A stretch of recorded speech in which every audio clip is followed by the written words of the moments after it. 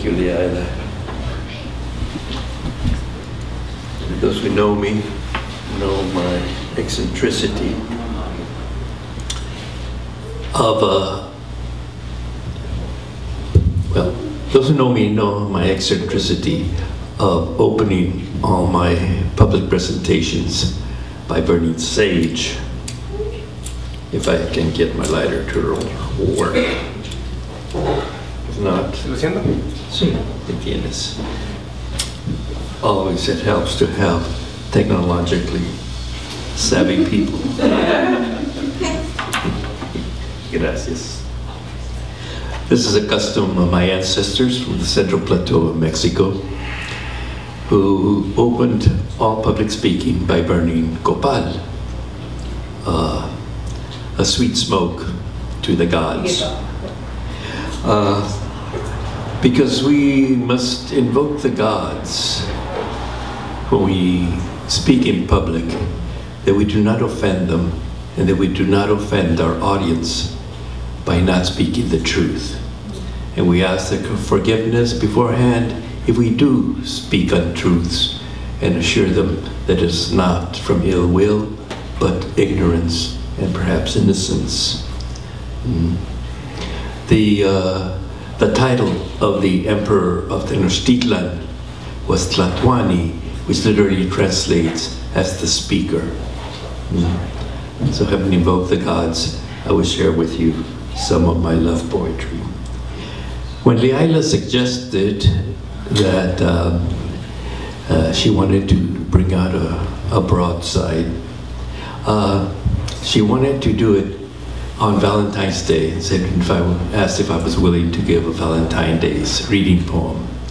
And of course I loved the idea, because Valentine is one of my favorite holidays, because it is the day of the declaration of love. Not that every day should not be a declaration of love by any means, but this is a particularly, but to have a day set aside for the declaration of love has always been very dear to me. It was one of my favorite days when going through grade school, because there was always Valentines to be made, which I still do to this day. When I started, I said, okay, you know, it'll be an easy enough presentation to prepare for. You know, I'll just limit myself to my love poems and go through my thing and call the love poems out of what I've written. Well, it turned out not to be that easy, because I came to the conclusion that every poem I write is a love poem. And so I went through my whole body of work on the thing. So I'm going to present it to you in those that I thought would stand the test of time, or evoked for me what inspired them in the first place. I'll cut my commentary on them short, unless one particularly needs explanation in my mind. And I write, I would say 99% of my poems in both Spanish and English. I was born on the border of Mexico and the United States, and so I am heir to two muses who speak different languages, and they are in the habit of speaking to me simultaneously, and I can never tell, or seldom tell, which poem is more authentic than the other, and they must stand as a single poem in both tongues. So most of the poems,